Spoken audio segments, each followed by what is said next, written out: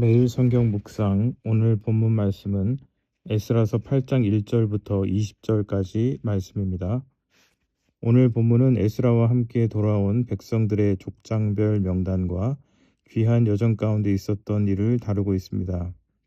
첫 번째로 살펴볼 구절은 1절 말씀입니다. 아닥사스다 왕이 왕위에 있을 때에 나와 함께 바벨론에서 올라온 족장들과 그들의 계보는 이러하니라. 에스라를 중심으로 한 2차 귀환 때는 1차 때보다 훨씬 적은 인원이 예루살렘으로 돌아왔습니다. 이미 1차 때 많은 사람들이 귀환하기도 했지만 2차 귀환 때는 헌신자가 더 적었기 때문이기도 합니다. 그래서 에스라에게 있어서 그와 함께한 족속들은 참으로 소중한 사람들이었습니다. 그런데 이들의 명단을 족장 단위로 기록한 것은 각각의 그룹이 행정적인 단위로 묶여진 것이 아니라 가족 단위로 묶여 있었기 때문입니다. 당시에는 대가족 사회였기 때문에 각 가정의 가장들은 영적인 리더십의 역할을 해야 했습니다. 여기서 우리가 생각해 볼 수 있는 것은 한 명의 탁월한 리더가 공동체 전체의 비전과 방향성을 제시할 수는 있지만 각 가정을 실제로 이끌어가는 것은 그 가정의 영적 리더십으로 세워진 사람이어야 한다는 것입니다. 에스라가 2차 귀환을 제안했을 때 본문에 언급된 족장들이 자신들의 가정을 이끌지 않았다면 2차 귀환은 에스라 혼자의 여정으로 끝났을 것입니다. 요즘 같은 핵가족 시대에 가정의 영적 리더십이 세워지는 것은 과거보다 훨씬 더 중요한 문제입니다. 왜냐하면 과거에는 대가족이 함께 살았기 때문에 내 부모가 아니어도 친척들 중에 누군가 대신 영적 리더의 역할을 해줄 수 있었습니다. 그러나 지금은 부모가 믿음으로 바로 서지 못하면 우리의 자녀들은 세상에 그대로 방치되게 됩니다. 물론 가정에서 혼자 믿음 생활을 하거나 부모와 떨어져 지내는 그러한 지체들이 있다면 공동체는 영적 부모의 역할을 해줄 수 있어야 합니다. 그러나 거기에는 언제나 한계가 있습니다. 그래서 교회는 돌봄의 사역을 함께 감당할 수 있는 영적 리더들을 세우는 일에 힘써야 할 뿐만 아니라 가정들마다 영적 리더들이 세워지는 일에 힘써야 합니다. 그래서 오늘 본문을 통해서 나누기 원하는 첫 번째 메시지는 대그룹의 리더가 공동체 전체의 대표 리더가 각 가정의 영적 리더십을 대체할 수는 없다라는 것입니다. 두 번째로 살펴볼 구절은 15절 말씀입니다. 내가 무리를 아하와로 흐르는 강가에 모으고 거기서 3일 동안 장막에 머물며 백성과 제사장들을 살핀즉 그 중에 레위 자손이 한 사람도 없는지라. 예루살렘으로 귀환하는 여정 가운데 에스라는 함께한 사람들을 아하와로 흐르는 강가에 모았습니다. 그때 에스라는 중요한 사실을 깨닫게 되는데 제사를 담당할 레위 사람들이 단 한 명도 그곳에 있지 않았다는 것입니다. 구약 시대의 레위인들은 예배 공동체의 심장이었습니다. 그런데 예배에 헌신된 레위인들이 없었다는 것은 공동체 전체에 치명적인 결함이 될 수 있었습니다. 오늘날 우리는 삶이 곧 예배입니다. 혹은 노동이 곧 기도라고 말을 합니다. 하지만 삶과 노동이 공적 예배와 기도 생활을 대체할 수는 없습니다. 삶이 예배라는 말은 예배가 삶으로 확정되어야 한다는 의미지 예배를 생략해도 된다는 의미는 아닙니다. 노동이 기도라는 말은 기도가 삶으로 이어져야 한다는 말이지 기도를 생략해도 된다는 말은 아닙니다. 교회 개혁 운동인 ACT NOW라는 단체를 섬기시는 김동일 목사님의 예수로 기도하라는 책에 이런 내용이 있습니다. 주변의 삶이 곧 예배라는 주장을 하는 신앙인들 중에 실제로 예배를 등한시하는 경우를 종종 본다. 마찬가지로 노동이 곧 기도임을 주장하면서 직접 자신의 목소리로 하나님께 기도하는 것을 게을리하는 사람들을 만나는 것도 어렵지 않다. 하지만 이런 사람들은 삶이 곧 예배다, 노동이 곧 기도다라는 명제를 오해하고 있다.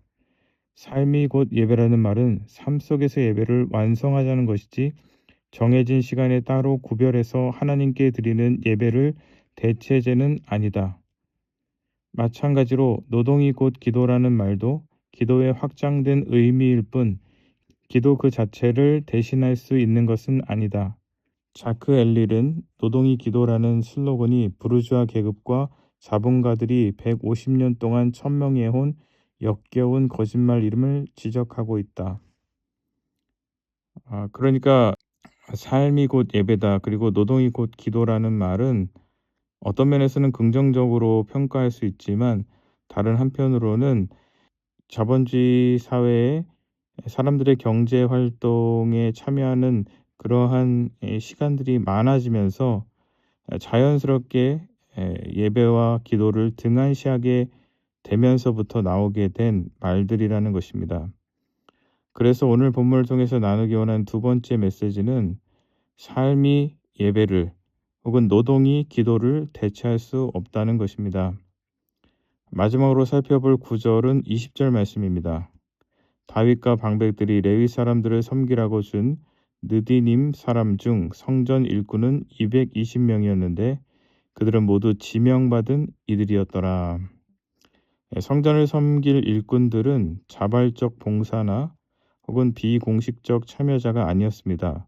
그들은 공동체의 소명을 따라서 공식적으로 세워진 사람들이었습니다.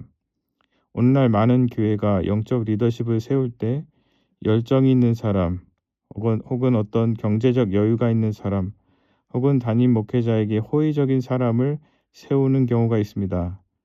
그러나 오늘 본문은 아무리 열심과 성실이 있다고 하더라도 그가 하나님의 부르심을 받은 소명이 없다면 교회의 영적 지도자로는 섬길 수 없다라는 것을 보여주고 있습니다.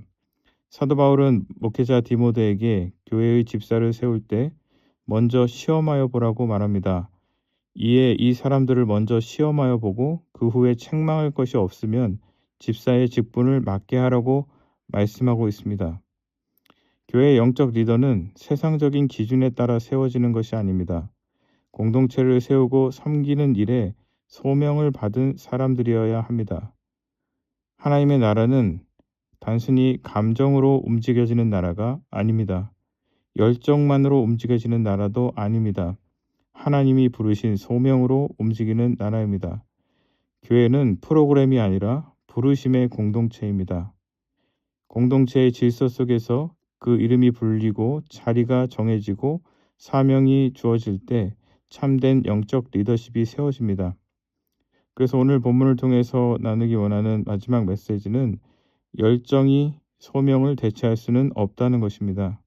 감정적 열심은 일시적 봉사로 끝나고 쉽게 어느 때든지 그만둘 수 있지만 하나님이 부르셨다는 소명의식을 가지고 교회를 섬기는 사람들은 어려움 속에서도 끝까지 맡은 사역들을 감당할 수 있는 것입니다. 우리 시대는 효율성과 대체 가능성을 강조합니다. 기계가 사람을 대체하고 인공지능이 판단을 대체하고 매뉴얼이 경험을 대체합니다. 그러나 신앙의 세계는 대체될 수 없는 것들이 있습니다. 왜냐하면 하나님은 효율적인 시스템을 원하시는 것이 아니라 하나님의 사람들을 통해서 일하시기 때문입니다.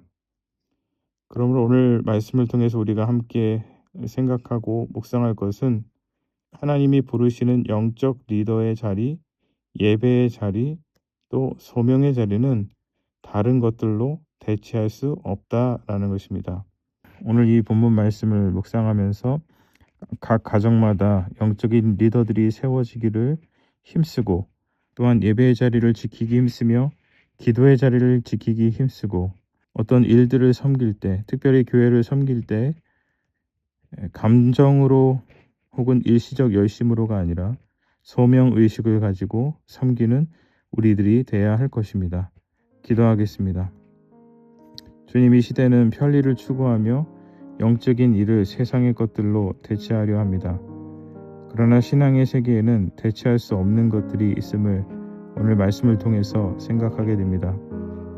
하나님 아버지, 삶 자체는 하나님 앞에 드리는 공적 예배를 대체할 수 없습니다.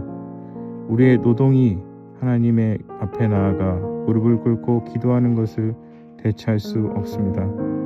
가정들마다 영적 리더들이 세워지게 하여 주시옵시고 공동체는 돌봄이 필요한 지체들에게 영적 아비가 되게 하시며 하나님의 부르심을 받아 주의 일에 헌신하는 주의 사람들은 소명 의식을 가지고 맡은 바 그 소명들을 끝까지 감당하게 하여 주옵소서. 예수님의 이름으로 기도드립니다. 아멘.